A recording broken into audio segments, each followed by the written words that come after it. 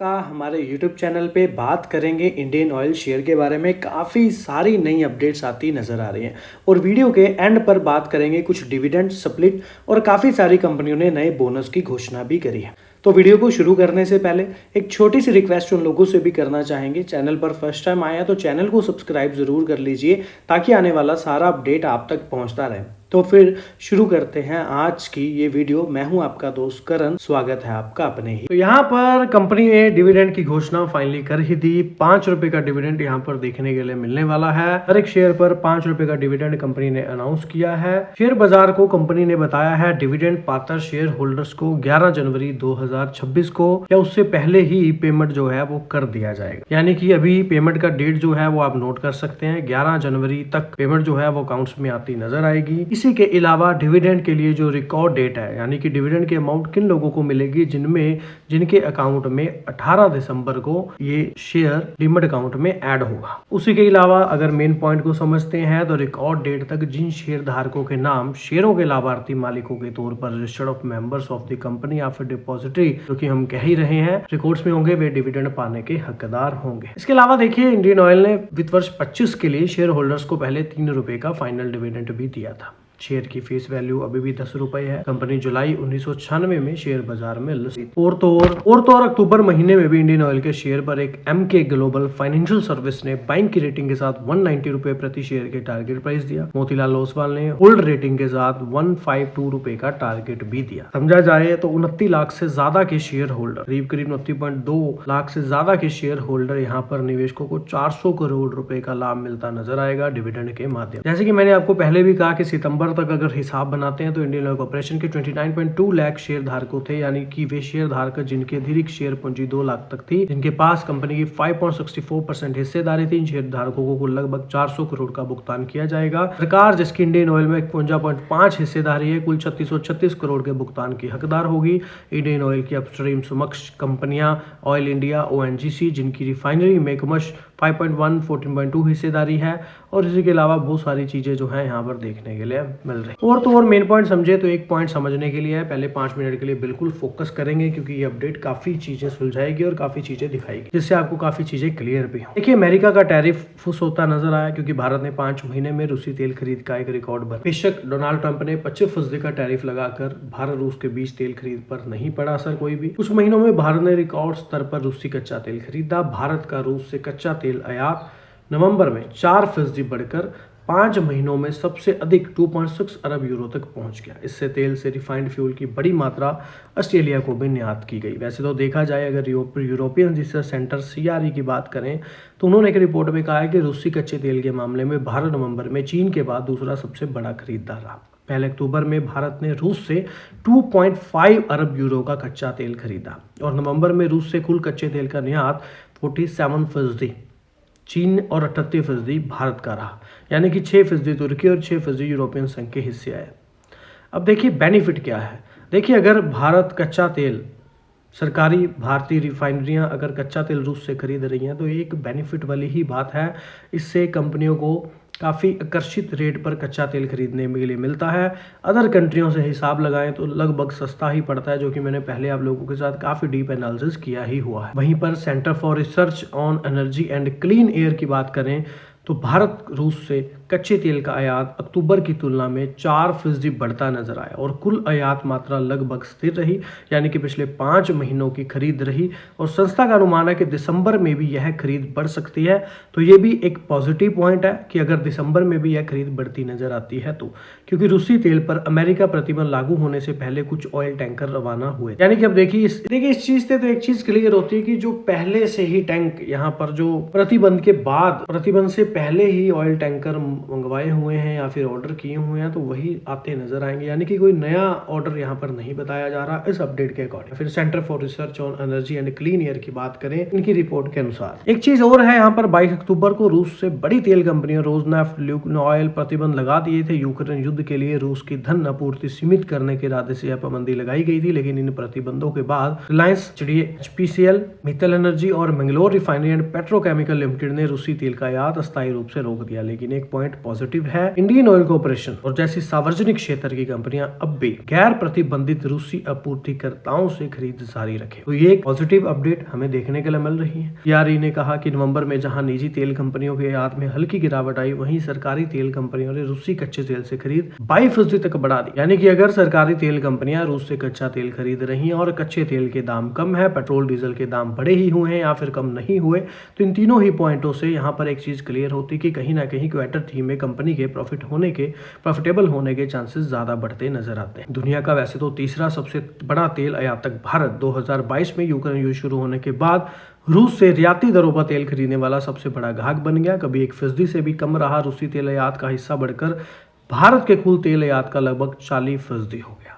तो ये अपने आप में एक बहुत बड़ी बात है। यहीं पर समझें, अब इस पॉइंट को बिल्कुल ध्यान से समझेंगे। देखिए इसके साथ साथ कंपनियां क्या कर रही हैं, इस चीज को समझेंगे। गिरावट आने के बावजूद नवंबर महीने में रूस ने भारत की कुल कच्चे तेल की आपूर्ति में 35% का योगदान दिया और इस कच्चे तेल को रिफाइन कर बनाए गए पेट्रोल डीजल ईंधन, यानी कि जो इस कच्चे तेल से सरकारी कंपनियां या फिर इंडियन ऑयल ने जो भी यहाँ पर बनाया, लगभग जैसे कि पेट्रोल डीजल ईंधन घरेलू उपयोग के साथ निर्यात भी किया जाता है। निर्यात किया जाता है मतलब कि बाहर दूसरे देशों को भी बेचा जाता है। और सीआरई की रिपोर्ट कहती है कि नवंबर में भारत और तुर्की की 6 रिफाइनरियां 80.7 करोड़ यूरो मूल्य के रिफाइंड ईंधन को निर्यात किया। इनमें से 46.5 करोड़ यूरो यूरोपियन संघ, 11 crore euro America, 5.1 crore euro Britain, 15 crore Australia और 31 करोड़ यूरो कनाडा को भेजे गए। यानी कि ये एक अलग से बिजनेस का पॉइंट है जहां पर कंपनियां डोमेस्टिक लेवल पर तो सेल कर ही रही हैं, इंटरनेशनल लेवल पर भी सेल कर रही हैं। और इनमें से लगभग 30 करोड़ यूरो मूल्य के रिफाइंड तेल उत्पादन रूसी तेल से ही बने थे। और सीआरई ने कहा है ऑस्ट्रेलिया को निर्यात नवंबर में 69% बढ़ा, जो पूरी तरह गुजरात स्थित जामनगर रिफाइनरी से भेजा गया। कनाडा ने भी 8 महीने बाद पहली बार रूसी तेल से बने ईंधन की खेप प्राप्त की। सो इस तरह से बड़ी अच्छी अपडेट्स यहाँ पर बताई जा रही हैं। अच्छा सिनेरियो यहाँ पर फॉलो किया जा रहा है। अगर इस अपडेट के माध्यम से समझे तो क्वार्टर 3 में काफ़ी अच्छे चांसेस हैं, कंपनियां यहाँ पर अच्छा दिखा सकती हैं।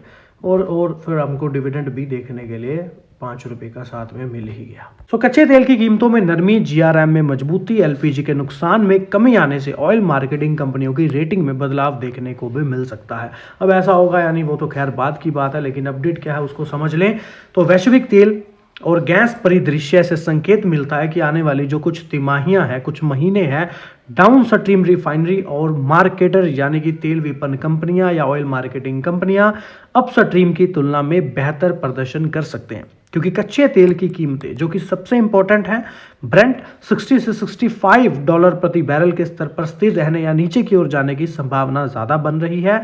अगर यहां पर जीआरएम की बात करें तो वो भी मजबूत बना हुआ है और ऑयल मार्केटिंग के विपणन मार्जिन भी अच्छे हैं, जिससे उन्हें एलपीजी यानी कि पेट्रोलियम गैस की कम वसूली में भी भारी गिरावट का लाभ मिल सकता है। ऑयल मार्केटिंग कंपनियों के प्रबंधन वॉल्यूम वृद्धि, जीआरएम आउटलुक और पूंजीगत व्यय निष्पादन को लेकर एक पॉजिटिव नजर आ रहे हैं। इसीलिए इंडियन ऑयल, एचपीसीएल, बीपीसीएल को अपग्रेड मिल सकता है। शर्तें क्या है? भू राजनीतिक कारक जैसे कि कच्चे तेल की कीमतों में अचानक उछाल न लाए, जो कि मैं आपके साथ हर वीडियो में ही डिस्कस ये लाइन करता ही हूँ कि 70 के नीचे अगर बने हुए हैं तो वेल एंड गुड है। और इंडियन ऑयल का पेट्रोकेमिकल डाउनस्ट्रीम क्षेत्र भी काफी दखल है और वैश्विक अतिपूर्ति को देखते हुए क्षेत्र पर दबाव। तो अगर ये दो चीजें नहीं रहती या नहीं होती, कच्चे तेल के दाम कम रहते हैं, तो यहाँ पर एक पॉजिटिव सिनेरियो बना हुआ है, एक अच्छा अपग्रेडेशन देखने को मिल सकता है। अब ऐसा होगा या नहीं वो तो खैर बात की बात है, लेकिन समझा जाए एक पॉइंट जरूर है, अंडर रिकवरी में कमी जरूर आएगी। वहीं पर जैसे कि मैंने आपको पहले भी कहा कि तेल मंत्रालय बोर्ड के लिए एक नए गणितीय समीकरण तैयार करने की तैयारी शुरू कर चुका है और इंडियन ऑयल एक पुनर्गठन करने की योजना बना रहा है, जिसके तहत 3 पदों को समाप्त किया जाएगा। और ये जो पद है वो है पाइपलाइन निदेशक, अनुसंधान एवं विकास एवं व्यापार विकास, यानी कि 3 पद यहाँ पर खत्म करने की बात ही जा रही है। जैसे कि मैंने पहले भी कहा काफी लेंथी था, सो बस एक लाइन में ही या फिर 2-4 लाइनों में ही हम इसको समझते हैं। इसके अलावा समझें तो यहाँ पर खरीदने लायक तेल जनहितकारी कंपनियां शेयर सस्ते कच्चे तेल से 54% की तेजी का संकेत। एचपीसीएल की बात करें ऑयल मार्केटिंग में तो यहाँ पर सूची में सबसे ऊपर है, लेकिन पॉइंट क्या है हमें वहां समझना पड़ेगा। तेल क्षेत्र की जो सार्वजनिक क्षेत्र की कंपनियां है यानी कि एंटीक स्टॉक ब्रोकिंग है,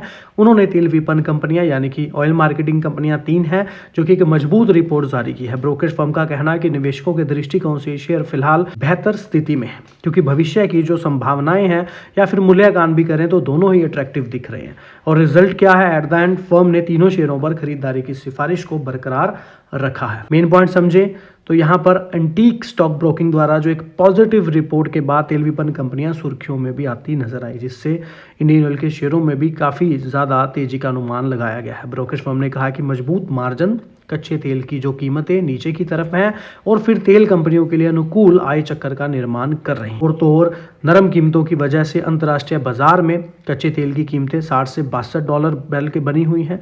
सोटी एंटीक का भी अनुमान है कि निकट भविष्य में 60 से 65 अमेरिका डॉलर के दायरे में रहेगी। और अमेरिका और ओपेक प्लस आप लोगों को पता ही है, जो देश तेल बेचते हैं, पर्याप्त आपूर्ति के कारण बाजार में तेल की अच्छी उपलब्धता भी बनी हुई है। और तो और ब्रोकरेज फर्म ने कहा है कि कच्चे तेल की अधिक आपूर्ति से कीमतों पर लगाम लगने की संभावना है, जो कि कम इनपुट लागत से प्रॉफिटेबिलिटी होने वाली डाउनस्ट्रीम कंपनियों के लिए एक महत्वपूर्ण पॉजिटिव बात बनी हुई है। अगर तो हम यहाँ पर अभी सभी क्षेत्रों में लाभ मार्जिन में सुधार हो रहा है, क्योंकि कच्चे तेल के दाम कम है, जिससे सकल शोधन मार्जिन मजबूत बना हुआ है, स्वस्थ विपणन मार्जिन, बेहतर एलपीजी रिकवरी, खुदरा ईंधन की कीमतों में कोई बदलाव नहीं हुआ। दैट्स वाई यहाँ पर इन्होंने कुछ पॉजिटिव बताया है और 2026 के लिए अपने EBITDA अनुमानों को बढ़ाया है, जो कि मैंने आपके साथ हर बार ये शेयर किया ही है कि $70 से कच्चे तेल के दाम कम है, पेट्रोल डीजल के दाम वही चल रहे हैं। दैट मीन कंपनियों को प्रॉफिट होगा, नो डाउट। लेकिन एक पॉइंट इसमें और खड़ा है, वो क्या है, वो यहाँ पर यह है कि अगर रशिया से कच्चा तेल खरीदा जा रहा है तो वेल एंड गुड है, क्योंकि यहाँ पर कच्चे तेल से शिपिंग कॉस्ट लागत कम पड़ती है और तो और वो डिस्काउंट पर कच्चा तेल देते हैं। अदरवाइज़ अगर हम देखें, अगर अदर कंट्रियों जैसे कि एक दो गुआना से या फिर दूर देशों से और अमेरिका के प्रतिबंध जो लगाए गए हैं डाउ जोन्स की उनके द्वारा, डोनाल्ड ट्रंप द्वारा, यहाँ पर इस तरह से कोई सिनेरियो जो है बनता नजर आ सकता है। लेकिन अगर वो दूर से दूसरे देशों से आ रहे हैं, दैट मीन फिर कहीं ना कहीं प्रॉफिट में कुछ जो है कुछ पॉइंट यहाँ पर कुछ लैक होता नजर आ सकता है, लेकिन कहीं ना कहीं फिर भी कंपनियां भारी पड़ सकती हैं। और तो और यहाँ पर एचपीसीएल के 7% की वृद्धि, बीपीसीएल के 10% की वृद्धि, इंडियन ऑयल में 1% की वृद्धि, वित्त वर्ष 27 और 28 के लिए बीटा अनुमानों में भी 4 से 10% की वृद्धि को दर्शाया गया है। ठीक ने बाकी यहाँ पर तीनों ऑयल मार्केटिंग कंपनियों के लिए शेयर का मूल्य उचित बना हुआ है, price to book value multiple गुना के बीच में है, इक्विटी पर रिटर्न 12 से 17% के बीच है। और ब्रोकरेज का मानना है कि मार्जिन स्थित होने पर इन मापदंडों के आधार पर शेयरों के मूल्यों में और सुधार की गुंजाइश है, यानी कि और रैली देखने के लिए मिल सकती है। तो ये कुछ इंपॉर्टेंट अपडेट्स हमें यहाँ पर देखने के लिए मिली हैं। रही बात यहाँ पर बोनस की, तो बोनस वीडियो के एंड पर शेयर किया गया है, बोनस शेयर। देखिए, अगर आप ऑयल की बात करें तो रशिया जो है, जो ऑयल हम कच्चा तेल जो यहाँ से प्राप्त करते हैं या खरीदते हैं, या फिर 85% नियार जो भारत की जरूरतों को पूरा करता है वो कच्चा तेल ही है। और रूस का जो प्रोडक्ट है, यानी कि भारत के हर घर में होता है इस्तेमाल, और नहीं पता। लेकिन अगर पॉइंट बात करें कि क्यों 85% नियार हो रहा है और किन चीजों में हो रहा है, तो समझेंगे 5-6 पॉइंट्स में शॉर्ट में। देखिए, अगर पश्चिम देशों की बात करें तो रूसी तेल पर बैन लगाया तो भारत उसके सबसे बड़े खरीदारों में से बनकर उभरा, लेकिन भारत की निर्भरता रूसी कच्चे तेल पर काफी ज्यादा है और आज फ्यूल से चलने वाली लगभग हर चीज का किसी न किसी तरह से रूसी तेल से कनेक्शन है। जब भी आप अपनी कार, बाइक, पेट्रोल भरवाते हैं, बहुत ज़्यादा संभावना है कि फ्यूल रूस से आए कच्चे तेल से ही रिफाइन किया गया है और इसे इंपोर्टेड कच्चे तेल को भारतीय रिफाइनरियों में प्रोसेस करके पेट्रोल और डीजल बना जाता है। तीसरा पॉइंट समझिए तो घरों में खाना पकाने के इस्तेमाल होने वाले एलपीजी सिलेंडर में भी कच्चे तेल से मिलने वाले लिक्विफाइड पेट्रोलियम गैस से बनाए जाते हैं। जब से रूसी इंपोर्ट बढ़ा है, घरों में इस्तेमाल होने वाली एलपीजी का भी एक बड़ा हिस्सा रूसी कच्चे तेल से ही आता है। प्लास्टिक की बोतल, कंटेनर, किचन का सामान, बाल्टी, पाइप, खिलौने, पैकेजिंग, लगभग हर प्लास्टिक प्रोडक्ट कच्चे तेल से प्रोसेस किए गए पेट्रोकेमिकल मटेरियल से शुरू होता है। भारत द्वारा रूसी कच्चे तेल की खरीद में बढ़ोतरी का मतलब होता है रोजमर्रा की कई प्लास्टिक चीजें अब रूस से कनेक्टेड है। So no doubt in 4 points में काफी कुछ आपको कवर होगा। 2 पॉइंट और समझें तो भारत द्वारा जो रूस तेल खरीदने की एक मुख्य वजह यह भी है कि सस्ती कीमत है। डिस्काउंट कच्चा तेल, पेट्रोल, डीजल, एलपीजी की कीमतों काफी ज्यादा बढ़ने से रोकने में मदद करता है। और तो और घरों के अलावा रूसी कच्चा तेल पेट्रोकेमिकल, सड़क निर्माण, मैन्युफैक्चरिंग, फर्टिलाइजर जैसे उद्योग को भी सपोर्ट करता है। तो इसीलिए कच्चा तेल जरूरी है, जो कि यहाँ पर 6 तरह की चीजें आपने यहाँ पर मेन पॉइंट्स को समझा और 85% की जरूरतें भारत की पूरी करता है कच्चा तेल। तो इसके जो दाम हैं वो बहुत इंपॉर्टेंट रहते हैं कि क्या इसके दाम रहने वाले हैं। तो यहाँ पर नया अपडेशन देखने के लिए मिला है। सबसे पहला पॉइंट यहाँ पर ये देखने के लिए मिल रहा है कि इंडियन ऑयल अपनी रिफाइनरी यानी कि रिफाइनरियों की कैपेसिटी को बढ़ाना चाहता है और उसकी परियोजनाओं पर क्रियान्वित कर रहा है। ये जो निवेश है वो इंडियन ऑयल के मुख्य इनकम ऑफ सोर्स है, मुख्य काम है, इंपॉर्टेंट वर्क है, उसको मजबूत करेगा और मांग को भी पूरा करने के लिए रिफाइनिंग क्षमता पर भी आत्मनिर्भरता प्राप्त करे। और तो और कंपनी पेट्रोकेमिकल पर भी बड़ा यहाँ पर एक फोकस करती नजर आ रही है, जहां पर 0.11% के मौजूदा स्तर से बढ़ाकर 15% 2030 तक करना है। पेट्रोकेमिकल क्षेत्र में भी बड़े निवेश किए जा रहे हैं। परियोजनाओं का क्रियान्वयन 3 उद्देश्यों के साथ किया जा रहा है। फ्यूएल धाराओं के साथ पेट्रोकेमिकल क्षेत्र में भारी मांग वृद्धि का लाभ उठाना और आय के रूप में भी आत्मनिर्भरता के अनुरूप को कम करना। इसके अलावा कंपनी पीटीए यानी कि शुद्ध टेराफेथिक एसिड और पीएक्स पैराजाइलाइन जो है पानीपत में भी पॉलीब्यूटाइडाइन रबर संयंत्र को ओडिशा में कपड़ा परियोजना आदि शामिल है। इसके अलावा समझे तो इंडियन ऑयल 61,077 करोड़ रुपए के निवेश से पारादीप में भी एक पेट्रोकेमिकल कॉम्प्लेक्स बनाने के लिए प्रतिबद्ध है। और पॉइंट समझे तो कंपनी अपनी पाइपलाइन बिजनेस को भी बड़ा करना चाहती है, जिसमें 2000 किलोमीटर से अधिक बढ़ाने के लिए काम कर रही है। नई मुद्रा पानीपत क्रूड ऑयल पाइपलाइन और अन्य पड़ोसी देशों के साथ इसी तरह के परियोजनाओं का मूल्यांकन भी कर रही है। और तो और कंपनी का आगे कुछ फोकस समझे तो कंपनी 6% से बढ़ाकर 15% करने के सरकार के दृष्टिकोण को साकार करने के लिए किसमें ऊर्जा मिश्रण में प्राकृतिक गैस की हिस्सेदारी को आगे बढ़ाती नजर आएगी। 49 भौगोलिक क्षेत्रीय शहरों में भी कंपनी अपना गैस वितरित नेटवर्क का विस्तार शामिल करेगी। और तो और कंपनी एनोर एलएनजी टर्मिनल क्षमता में भी विस्तार कर रही है, जिसकी बढ़ती मांग को पूरा करने के लिए 5 MMTPA से बढ़ाकर 10 MMTPA करने की योजना बना रहा है। यह विस्तार भारत के गैस आधारित अर्थव्यवस्था की ओर बढ़ने के व्यापक उद्देश्य के साथ पूरी तरह से संरेखित है। तो ये भी एक बड़ी अपडेट समझ आ रही है कि इंडियन ऑयल आने वाले समय में या फिर फिलहाल इंडियन ऑयल इन्हीं चीजों पर काम करता भी नजर आ रहा है। 2 पॉइंटों को और उठाएं तो सबसे पहला पॉइंट है ग्रीन हाइड्रोजन। ग्रीन हाइड्रोजन आप लोगों को पता है, ये अपनी रिफाइनरियों में ग्रे हाइड्रोजन की जगह ग्रीन हाइड्रोजन का इस्तेमाल करने की योजना बना रहे हैं, जिसकी शुरुआत पानीपत में 10 किलो टन प्रति वर्ष क्षमता वाली ग्रीन हाइड्रोजन परियोजना से होगी। इसी तरह नवीकरणीय ऊर्जा यानी कि रिन्यूएबल एनर्जी में भी कंपनी विस्तार कर रही है, जहां पर 2030 तक 31 गीगावाट रिन्यूएबल एनर्जी पोर्टफोलियो तक पहुंचने का लक्ष्य कंपनी ने रखा हुआ है, जिसमें जैविक और अजैविक यानी कि दोनों तरीके से हासिल करने की योजना बना रही है, जिसमें टेरा क्लीन लिमिटेड सौर, पवन, जल विद्युत, हरित हाइड्रोजन, जैव ऊर्जा पर भी केंद्रित है और एक हमारी नवीकरणीय ऊर्जा योजनाओं में महत्वपूर्ण भूमिका निभाएगी। तो इस तरह से कंपनी इतने सारे प्रोजेक्ट्स, इतनी सारी चीजों पर फोकस कर रही है और कंटिन्यूअसली बिजनेस पर फोकस किया जा रहा है। और तो और company battery swapping station, charging infrastructure पर भी बड़ा फोकस कर रही है, जिसमें 10,000 से ज्यादा के स्टेशन स्थापित हो चुके हैं। लास्ट इंडियन ऑयल के कुछ अध्यक्ष थे या किसी ने एक अपडेट दी थी श्रीवास्तव जी ने, तो उन्होंने यहाँ पर 13,000 से ज्यादा के बैटरी स्वैपिंग स्टेशन की बात करी थी। इस तरह से कंपनी अपने आने वाले बिजनेस पर बढ़िया फोकस करती नजर आ रही है। सो नो डाउट आने वाले समय में ये नहीं कहा जा सकता कि कंपनी इन्वेस्टमेंट से पीछे हट रही है या फिर कंपनी बड़े जो है बड़ा जो ये प्रोजेक्ट नहीं है, ऐसा कुछ भी नहीं है। आने वाला व्यू साफ क्लियर हो रहा है, कंपनी इन सभी चीजों पर बड़ा फोकस करती नजर आ रही है। की बात करें तो महारत्ना कंपनी ने 1 लाख रुपए के बना दिए 47 लाख रुपए, 4 बार बांटे हैं बोनस। तो Maharatna company Indian oil corporation ने लंबी अवधि का नजरिया रखने वाले निवेशकों को मालामाल कर दिया। इंडियन ऑयल कॉर्पोरेशन ने पिछले 20 साल में शेयर धारकों को 56 रिटर्न दिया है। उन्होंने पिछले 20 साल में 1 लाख रुपए के निवेश को 47 लाख रुपए से ज्यादा का बना दिया। महारत्ना कंपनी ने यह कमाल बोनस शेयरों के दम पर दिखाया। पिछले 20 साल में इंडियन ऑयल कॉर्पोरेशन ने निवेशकों को 4 बार बोनस शेयर का तोहफा भी दिया। Maharatna company Indian oil corporation limited के शेयर 16 सितंबर 2005 को 36.25 रुपए पर थे और अगर किसी व्यक्ति ने 16 सितंबर 2005 को इंडियन ऑयल कॉर्पोरेशन के शेयरों में 1 लाख रुपए लगाए होते तो उसी कंपनी के 2755 शेयर मिलते। यानी कि इंडियन ऑयल कॉर्पोरेशन ने पिछले 20 साल में अपने निवेशकों को 4 बार बोनस शेयर का तोहफा दिया और अगर इन बोनस शेयरों को जोड़ लें तो कुल शेयरों की संख्या बढ़कर 33,060 पहुंच जाती है। और इंडियन ऑयल कॉर्पोरेशन के शेयर में 12 सितंबर यानी कि 2025 को BSE में 142.65 पर बंद हुए हैं। अगर उस हिसाब से 33,060 शेयरों को मौजूदा वैल्यू देखें तो 47 लाख से ज्यादा पहुंच जाती है।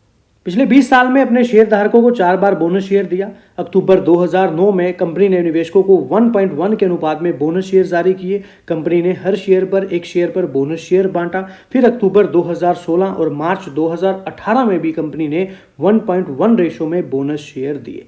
इंडियन ऑयल कॉर्पोरेशन ने जून 2022 में भी 1.2 के अनुपात में निवेशकों को बोनस शेयर दिए, यानी कंपनी ने हर 2 शेयर पर 1 बोनस शेयर बांटा है।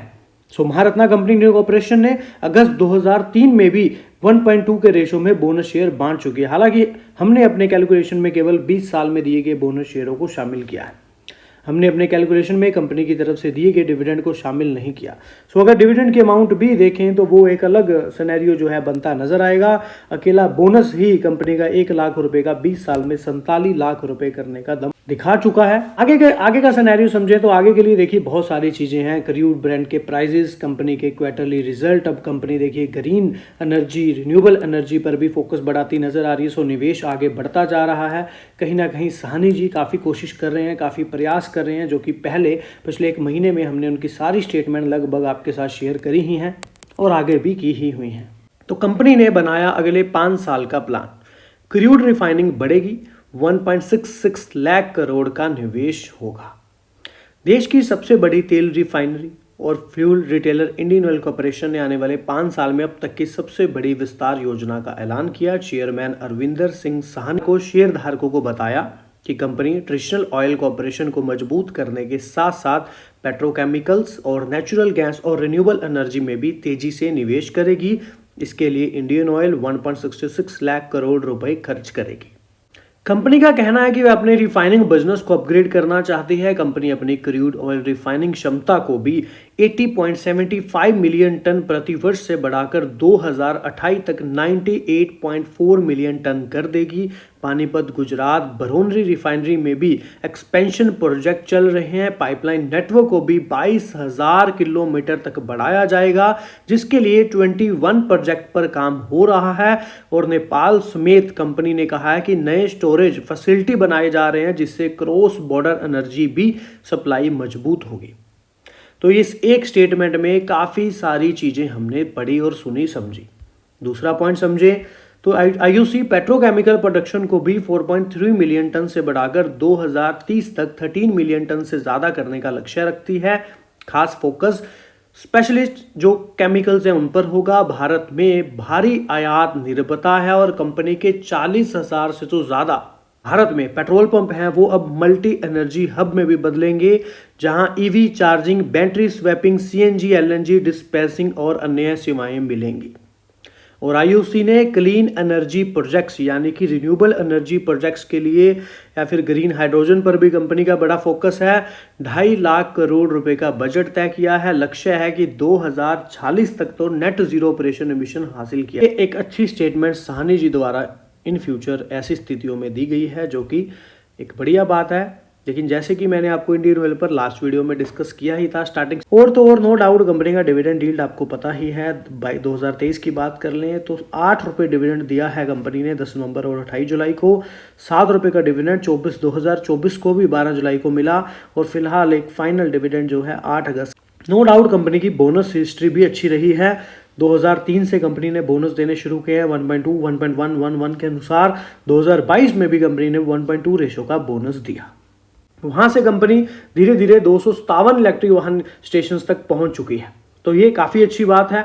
कंपनी अभी एनर्जी पर भी फोकस करती नजर आ रही है और कच्चे तेल के दाम भी कम होते फिलहाल नजर आ रहे हैं, जिसका इम्पैक्ट आपको कंपनी पर देखने के लिए शेयर पर मिल ही रहा है। जो भी वीडियो में डिस्कस किया वो एजुकेशन पर्पस के लिए ही किया। किसी भी तरह का निवेश करें, सलाह लें, किसी भी तरह के निवेश करें, इन्वेस्टमेंट करें, अपने एडवाइजर से सलाह लेने के बाद ही करें। वीडियो जो था वो हमने एजुकेशन पर्पस के लिए ही बनाया। यहाँ पर डिविडेंड, बोनस और स्टॉक स्प्लिट के बारे में बात करेंगे। काफी सारे स्टॉक्स नेक्स्ट वीक में डिविडेंड, बोनस और स्प्लिट जैसी चीजें देते नजर आ सकते हैं और यहाँ पर देने वाली काफी सारी कंपनियां हैं, जैसे कि Money Box, Canfin Homes, Tilak Ventures, Electric Service, Self Technology, Space Incubatex Technology. 19 दिसंबर तक यहाँ पर जो है ध्यान में रहने के लिए जो संभावना है, जिसमें right issue, bonus, buy back, काफी चीजें देखने के लिए मिलने वाली है। मेन पॉइंट को समझें तो सेल्फ टेक्नोलॉजी कंपनी ने 5.11 के अनुपात में बोनस शेयर जारी करने की घोषणा की। प्रत्येक 11 मौजूदा शेयरों के बदले 1 रुपए के मतलब 5 नए पूर्ण भुगतान किए जाएंगे। यानी कि यह बोनस शेयर रिकॉर्ड डेट 17 दिसंबर को दी गई है। शेयर धारकों को परिभूतियों के प्रीमियम या मुक्त भंडार के पूंजीकरण के माध्यम से जारी किए। और तो समझें तो अंतरिक्ष क्यूलिटेक्स की बात करें तो शेयर का मूल्य 10 से घटकर 1 रुपये हो गया है, यानी कि 19 दिसंबर जो है रिकॉर्ड डेट है। बाकी डिविडेंड, कैनफिन होम्स 19 दिसंबर को डिविडेंड देती कंपनी नजर आएगी। इसके अलावा राइट इशू भी आपको देखने के लिए मिलने वाला है और बायबैक भी देखने के लिए मिलने वाला है। मनी बॉक्स कंपनी भी 1.1 अनुपात का बोनस शेयर डेट है जो यहाँ पर जारी करती नजर आएगी।